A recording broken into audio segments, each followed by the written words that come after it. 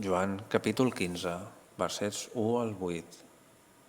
En aquell temps, Jesús digué als seus deixebles: Jo sóc el cep veritable i el meu Pare és l'agricultor.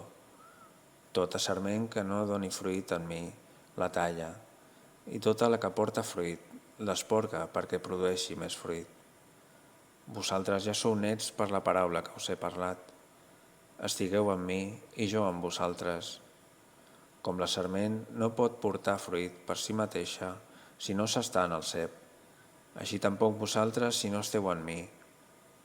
Jo sóc el cep, vosaltres les sarments.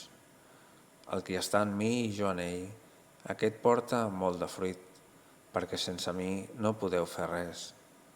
Si algú no està en mi, és llençat fora com les sarments i s'asseca, i les recullen i les tiren al foc i cremen.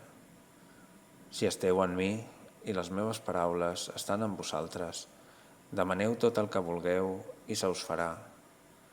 En això és glorificat el meu Pare, que porteu molt de fruit i esdevingueu deixebles meus.